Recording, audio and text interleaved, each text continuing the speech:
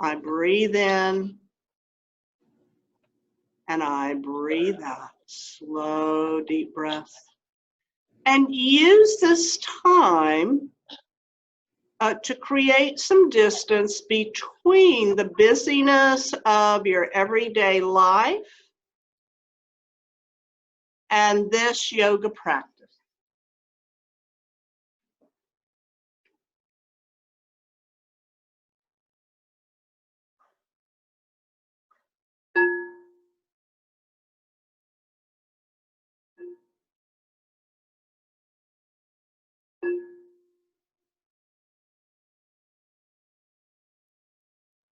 Bringing your hands to Anjali Mudra at the heart center. As you inhale, sweep the arms forward and up.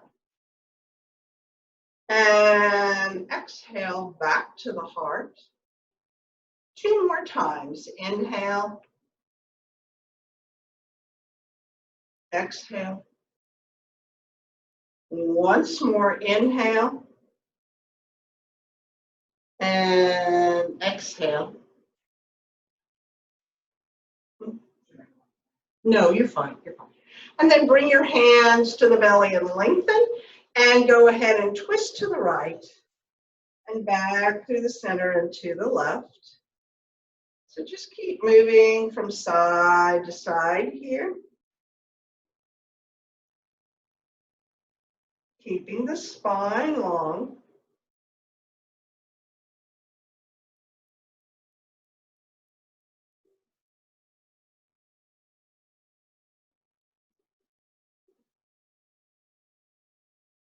And you might feel your hips moving just a little bit as you do this, and the legs moving into the hips. And there's a little bit of disagreement about whether or not to hold the pelvis still and simply pivot on top. So you can just do what feels best to you. And then bring that to a close. Let's take a couple of deep twists on the right side. So left arm to the inside of the left knee, long spine. And slow, deep twist to the right. Navel, ribs, chest, shoulder. Turning the head, keeping the spine long. Breathing here. And then coming back to the front, head, shoulders, chest, and belly. And take another twist to the right, as if you're wringing out a dishcloth.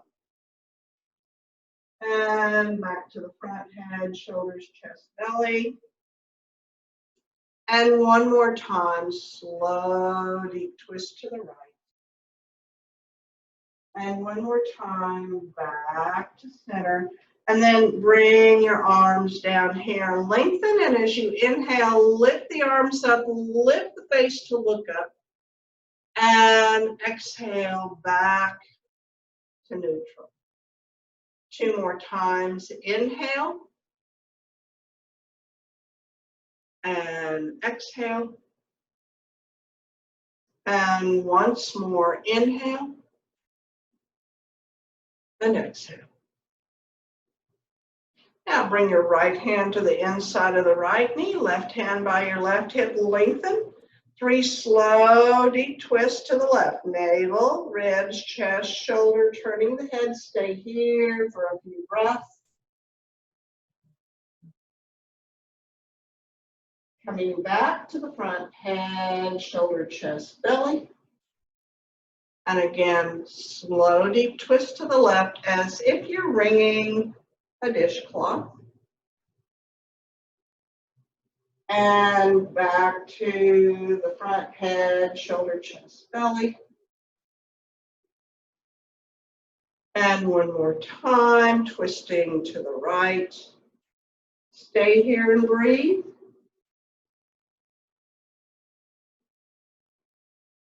And back to the center. And then bring your arms down. And as you inhale, lift up, look up, lengthening both side bodies. And back to neutral. So the idea is the twist creates some space so that when you do this lift, you feel the lift. A little taller, a little fuller. And coming back to seated, lengthening the spine. Go ahead and engage the root lock, the pit of the belly, and round forward into your cat stretch. And then press the sits bones, lengthen the spine, open the heart center coming into your cow. Inhale as you curl into cat. And exhale as you arch into cow. And keep going like this, inhaling forward. And exhale as you arch into the cow. Just moving that spine in all different directions. And taking slow, deep breaths as you go so that you train your respiratory system to breathe in the most efficient and effective way possible. And then go ahead and come back to a neutral spine.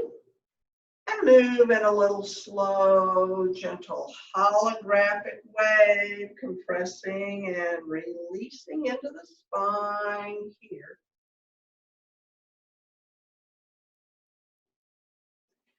And then bring that to a closed sit up nice and tall. Bring the soles of the feet together and sit up nice and tall.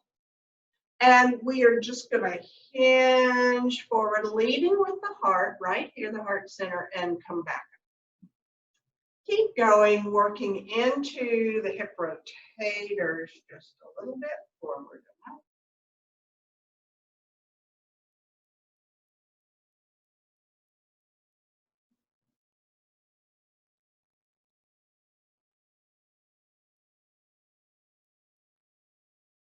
And the next time you hinge forward, stay here, keep the spine long.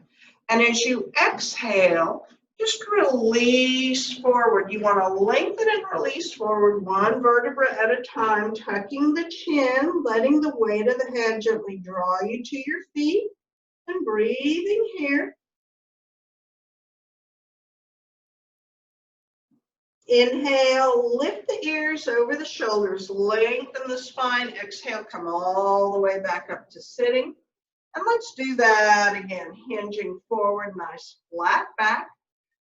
As you exhale, releasing forward over the feet. Get as long as you can before releasing. Take a few breaths. And on your next inhale, lift the ears over the shoulders, lengthen, come all the way back up. And then go ahead and bring your right leg out and your left leg to the midline of the body and flex these right toes and reach to the heels. And what that does, so if this foot is just relaxed, see how it puts pressure on the knee joint, and you can feel it in your own body. And then if you flex the foot, it sort of draws this knee up, activates these muscles. And then if you lengthen, the knee will straighten, but now the knee is supported by the muscles. And so it just protects the joint. It's a little extra workout for those knees, for the muscles around the knees. Bring your right arm out here. I'm sorry. Bring your left. I knew that didn't feel right. Bring your left arm out here and inhale as you come up and over. And exhale as you come back to midline. So just going through this, and you'll feel a stretch in the muscles on the back of that right leg. You'll feel a stretch in the muscles on the side body on the left. And you will feel your core strength working. So the root lock and the pit of the belly engaging here, holding here, releasing here in very gentle wave-like fashion.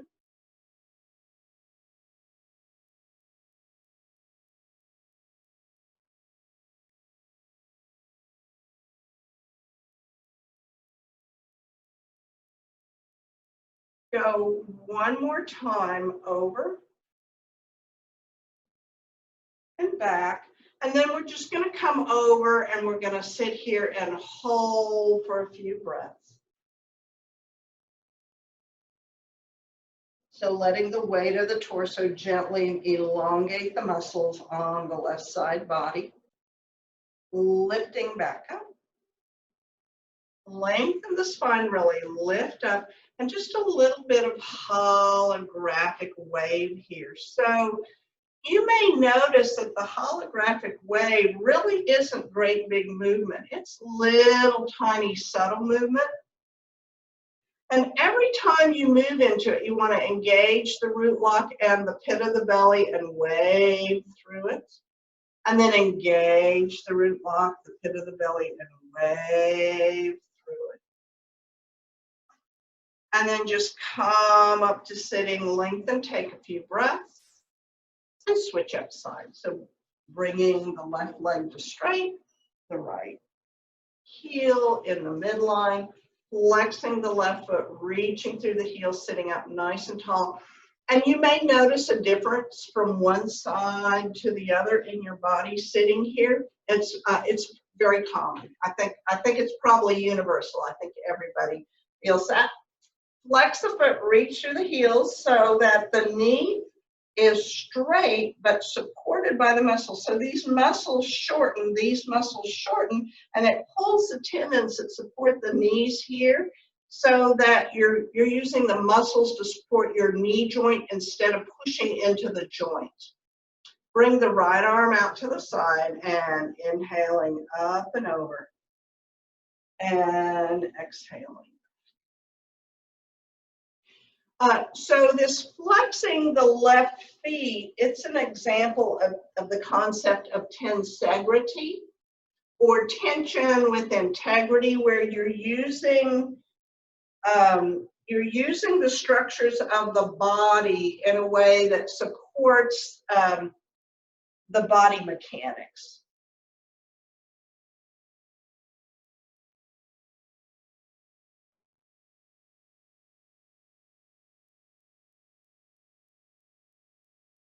And so we're just going in and out of the pose, mindfully noticing each and every time. And then the next time this right arm comes up and over, we're going to stay here for some breaths.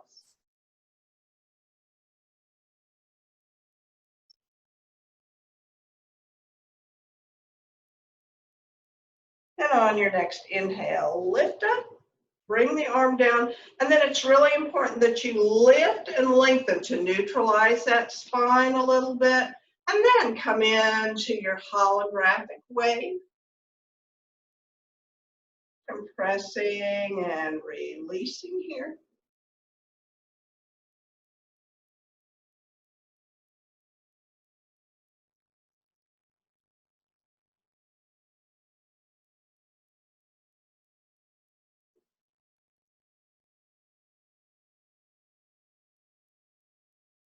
And then bring that to a close, come back to sitting. Now, go ahead and bring this right leg out, flex both feet. And if when you did this, you rolled back a little bit, get yourself way up on those sits bones, even if you have to bring your feet a little closer together this way to be up tall on the sits bones. You don't want to be back like this. So sitting up nice and tall, flexing the feet, reaching through the heels, and you can feel your body in asana here, that this is some work. And bring your hands to the heart center here, and just inhale, sweep the arms down and up. And exhale the hands back to the heart center. Remember, it doesn't matter how far apart you can get your legs. It just matters that you're feeling the muscles working and stretching, that you're in alignment and you feel the muscles working and stretching, that you're in alignment so you feel prana or life force or energy. Go one more time. So that you feel that moving in your body unobstructed. So you can see, you can just take a rest for a second. You can see if I'm rolled back and I do this, this is what I get. And that you can see how the prana is blocked here. But if I'm sitting way up, you can almost see the energy flowing. Okay, so go ahead and bring your legs in and come onto your hands and knees on your mat in tabletop. And let's do that Chakravakasana flow. So you can see here are my hands right under my shoulders. But for this, walk your hands forward probably about 6 or 8 inches. So my hands are in front of my shoulders.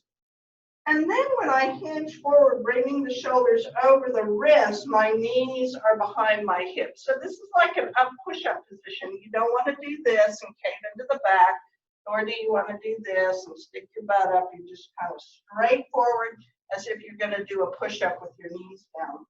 Then go ahead and come to table, bend the elbows, and tip the pelvis. So this is called puppy pose, like a puppy that's playing. And then sit back in child's pose, lengthening through the upper back. And then inhale as you hinge forward, bringing the shoulders over the wrists, lengthening the spine.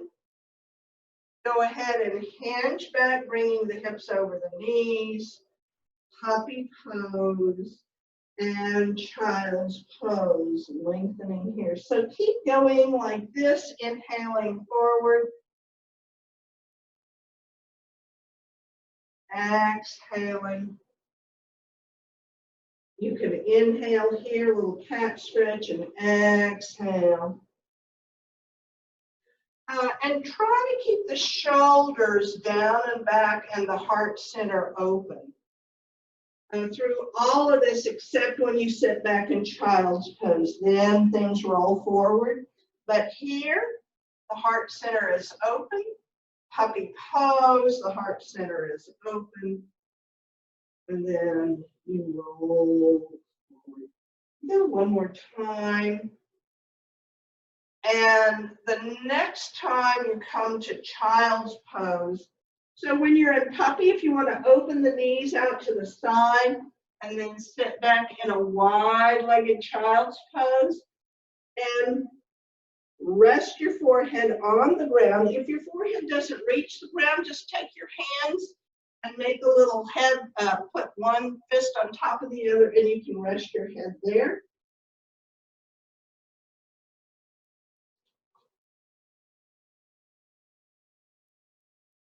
And then breathe. Really mindfully notice the breath. I breathe in, I breathe out. Asking yourself right now, right this minute, am I okay? And if the answer is yes, be happy about that. Now, just draw your hands under your shoulders and press yourself up. And bring the knees in, and go ahead and bring your right leg forward, your left leg back, and if you have yoga blocks, you might want a yoga block under your hands to keep the heart open, and bend the right knee, hinge forward, so you're stretching the front of the left leg in this this sometimes is called a runner's lunge or a long lunge, and then flex that right foot and hinge. And just keep flowing through this. And when you hinge back, keep that right foot as flexed as you can, even if that means you cannot straighten the knee all the way.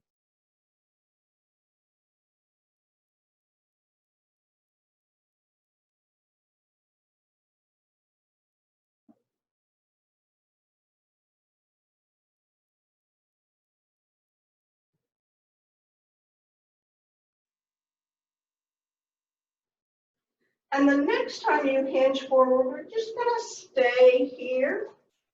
And today, lengthen the spine and bring your right elbow onto your right knee, and then bring your left arm up and just press your left hand into the right here in front of the face, breathing here. And then bring the hands down, bring the hips back, bring the right foot back, and bring the left leg forward, and we'll do the left side. So hinging forward and hinging back.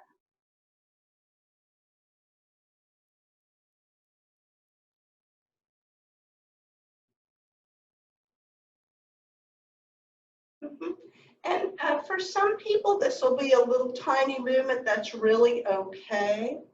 And you just want to make sure that when that left knee bends, it stays right over the left ankle. It doesn't go any further than that.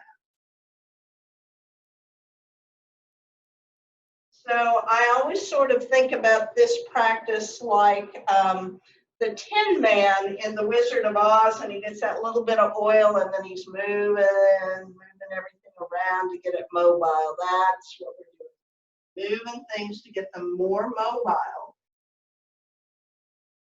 And the joints do secrete something called synovial fluid, which is lubricating to them.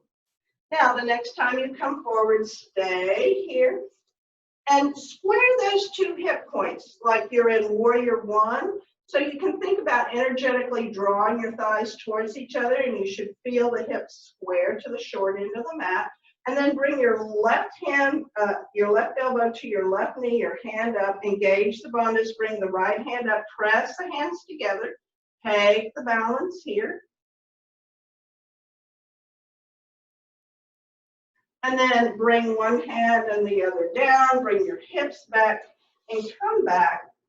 And then walk your hands forward, tuck your feet, and we're going to come into a downward dog. Now, if you can't do a downward dog on the floor, you can get a chair and put your hands in the chair seat and come into your downward dog that way. If you're coming in from the floor, just lift up. And then bend the knees, come to tabletop. And then flatten the feet, come to child's pose. So if you're happy staying there, you can stay there. I'm just going to show you how you can do downward dog on the chair. So if you're on the chair, you're using a chair, you want your feet back a little bit, hip distance apart. So this would be like tabletop with my hands on the chair. And this is down dog, tipping the pelvis, reaching through the spine. And just come forward to tabletop and back to downward dog. And if you're on the floor, you can do down dog, tabletop, child's pose a few times. And if you're on the chair, you're just moving forward into, this is actually a plank, and then this is downward dog. And then the next time you're on your hands and knees or your shoulders are over your wrists, if you're standing, just walk your hands forward. And if you're on the floor, go ahead and everyone make your way up to standing.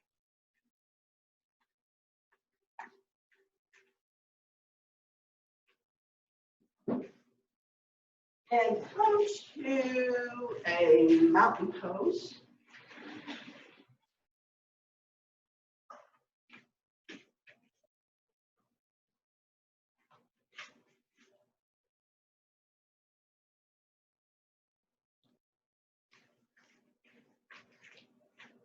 So come to mountain pose.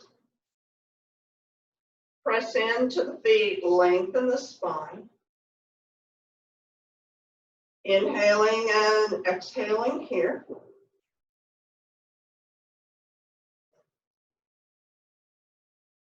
And go ahead and bring your hands to the fronts of the legs, bend the knees and slide down and up, hinging at the hips. I'm just going to turn sideways so you can see how you're tipping the pelvis towards the thighs, bending the knees, sliding down and up.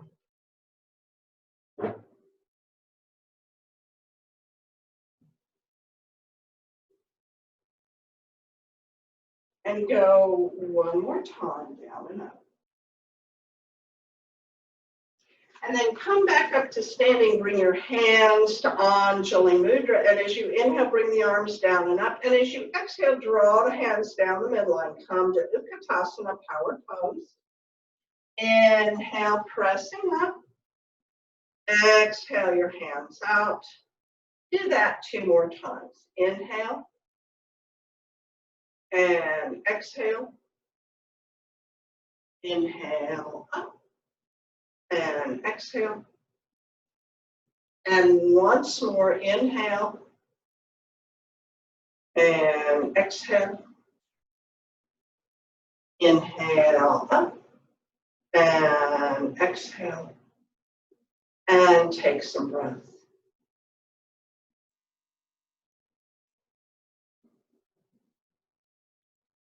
Now, step your feet out.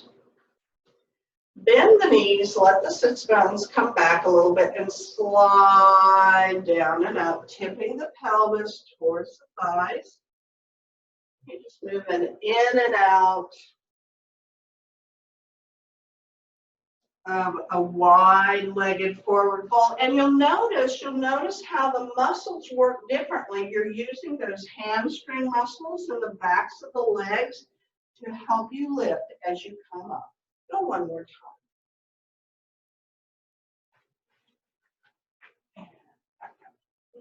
Now, go ahead and turn your left toes so they're facing the long end of the mat, and turn your right toes out so they're facing the short end of the mat.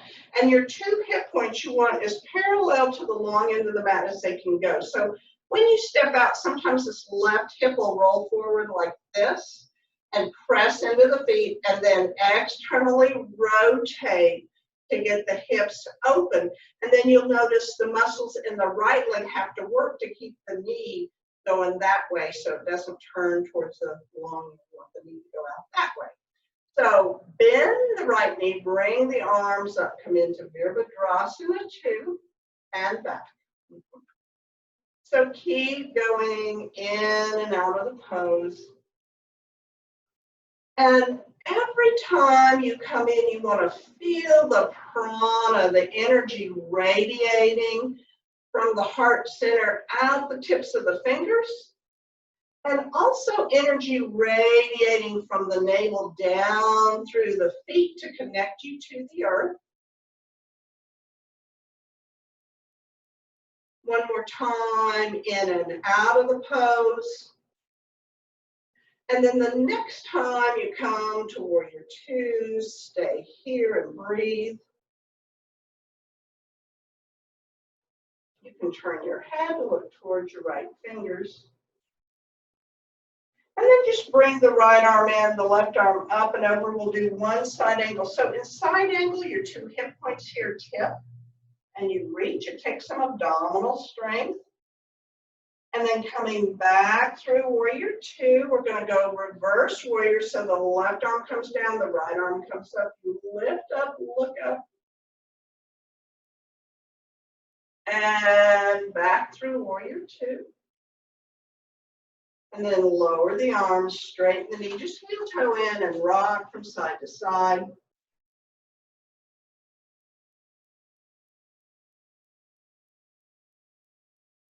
Taking some deep breaths. And then let's step out and do the left side. So now the left toes turn out. When your left toes turn out, notice how this right hip wants to go with the left toes. Your right toes are towards the short end, lengthen, and then press into the feet and see if you can pivot your hips back in line with the long end of the mat. And just know, if the hips won't go, it's okay, but you want to activate the muscles in that way, as if that were happening. Now, go ahead and bend the left knee. It comes in over the ankle in line with the second toe and back to straight. So feeling that prana in the body. And you don't really have to believe in prana. You can simply imagine it. So imagine that you have this energy. So whatever's a comfortable way for you to think about it. These are just concepts in yoga that I've found useful over the years for being in my body in a more healthy way.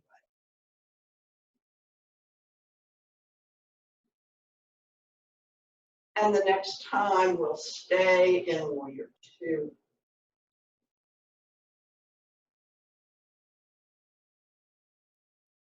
Bending the left arm in, the right arm comes up and over. You lengthen here.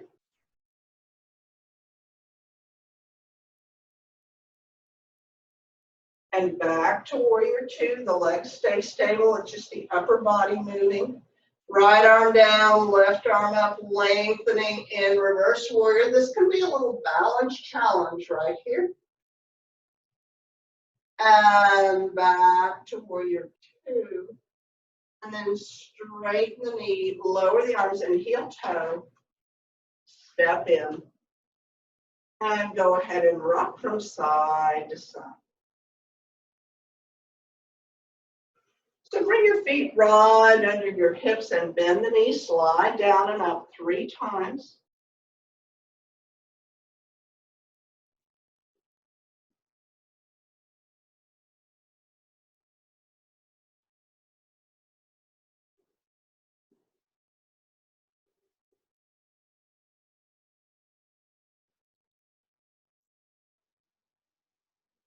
And then come back to standing. Breathe in here.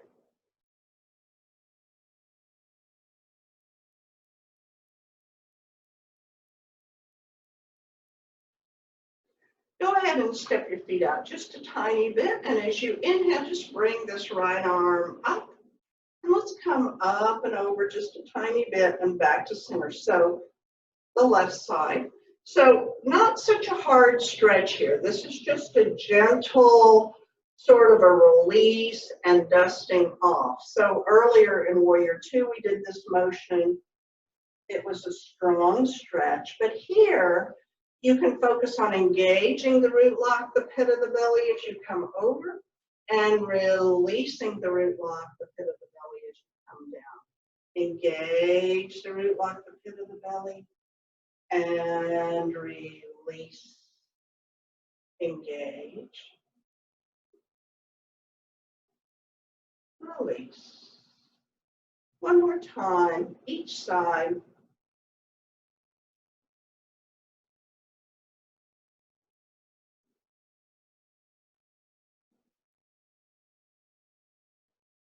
And then come back to mountain pose, take a few breaths, and notice if you feel the energy, the prana flowing differently now than you did when you first came into class.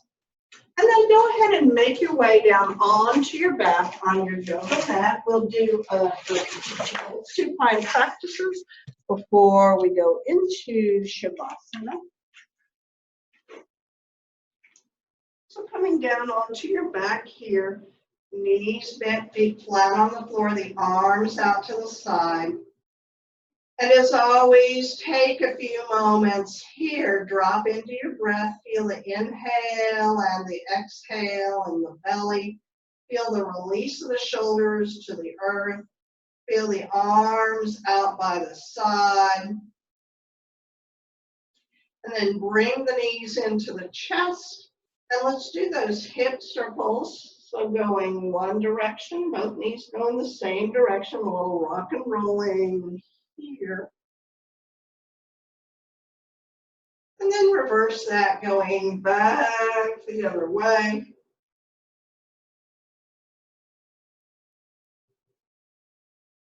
And then bring that to a close, lower one foot and then the other. And let's do some foot stretches. So bring the right knee in, flex the foot. Press it up to the ceiling, point and flex the toes.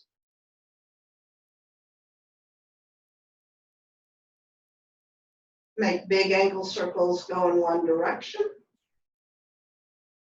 Reverse, making big ankle circles go in the opposite direction. And then flex the foot, reach through the heel, bend the knee, lower the foot. And we'll move to the left side, left knee in, straighten, point and flex.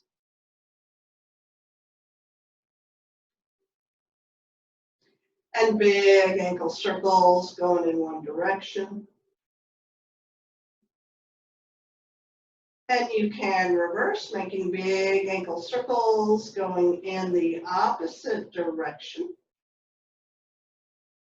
And then flex the foot, reach through the heels, bend the knee into the chest, and lower the foot down. Gently rock the knees from side to side. Release any residual tension you might be holding on to. And then bring this to a close. And come into Shavasana, rolling the palms up. Get any props you might like to have. And drop into the breath. I breathe in and I breathe out.